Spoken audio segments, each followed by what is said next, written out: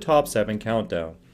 Beginning at number 7, and it's the smaller Skyrora. A Scottish company has rapidly developed an engine for the smaller Skylark L 200-pound payload rocket. The majority of the engine is 3D printed, and this is made from a high-power laser which actually fuses metal powder together.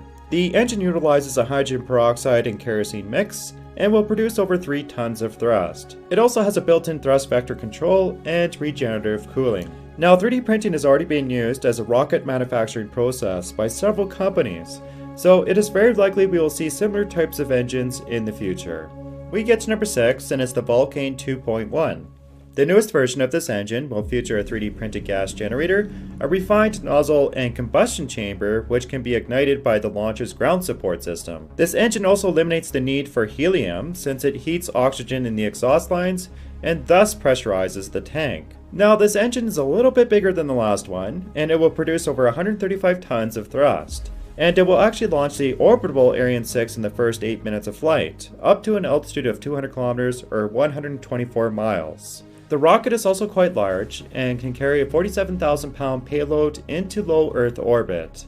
So it's a pretty important development for the European Space Agency. We get to number 5, and it's the enormous solid rocket booster. One of the biggest rocket engines ever built will be utilized in NASA's front-running SLS rocket.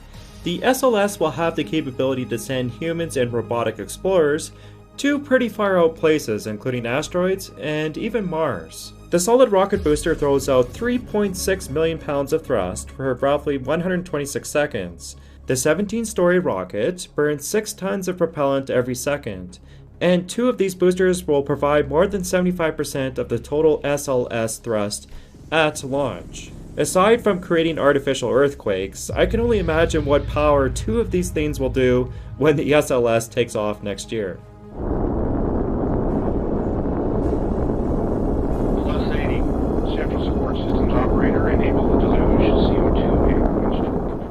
Now we get to number 4, and it's the BE-4.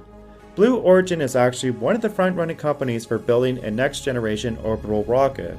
Their Blue Engine 4 is a big stepping stone for them, and it would power the New Glenn along with the Vulcan launch vehicle, which is the successor of the Atlas V.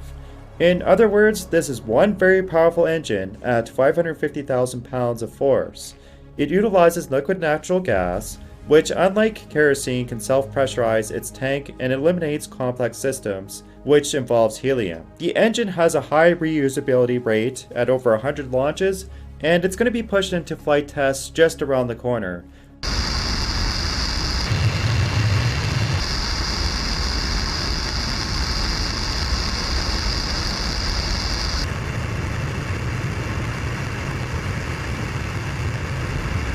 We get to number 3, and it's the versatile Raptor. Yet another methane engine is being developed by SpaceX.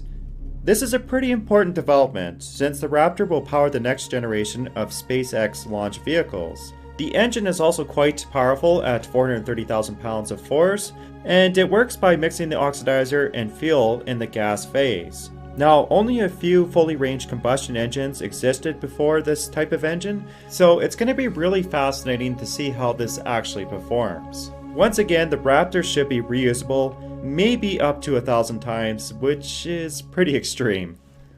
Now we get to a very important development, and it's called the VASMIR, which also stands for Variable Specific Impulse Magnetoplasma Rocket. That's a very long title. The next generation plasma propulsion engine is twice as efficient compared to its predecessors. Now, the design is actually pretty simplistic, and it uses electromagnetic waves to create an energized plasma within its core. And this allows it to have higher efficiencies than a competing ion or Hall thruster. So it is worth mentioning that this rocket cannot get you into orbit, and it's not like the last rocket engines which I was talking about. It's actually just meant for space travel. But it can get you to a destination a lot faster because it stays on for very long durations. And there's even one bold prediction which says that the VASMIR could reach Mars in 39 days, which would obviously change the accessibility of our neighboring planet. But the problem is that it would require over 200 megawatts from a powerful nuclear reactor. And this exemplifies the importance of nuclear fusion, or maybe some type of other energy source which can power these crafts.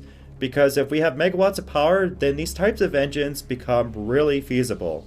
So before we get to number 1, I'm just going to do an update about an engine which I talk about all the time, and it's the Sabre. The air-breathing rocket engine will eventually combine elements of jet flight, along with rocket propulsion for speeds up to Mach 25, which would allow you to get into orbit. Now, a very important milestone was achieved just recently, with its pre-cooler passing initial tests at hypersonic speeds. This is a critical component, since air enters in around 1800 degrees Fahrenheit, and it has to be rapidly cooled in just a fraction of a second.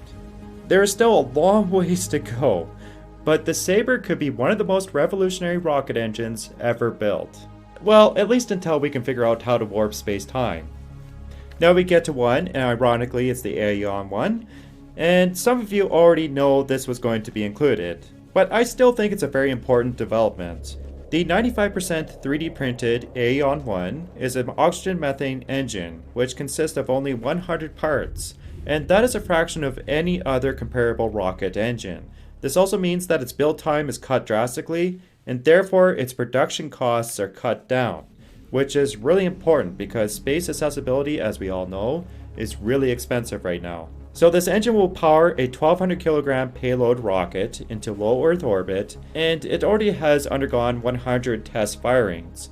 Now, this is not the largest rocket engine ever built, but 3D printing, more specifically additive manufacturing, can revolutionize how we even build rockets and help make space access become more affordable. So it's a really important development, and hopefully the rockets can be a success.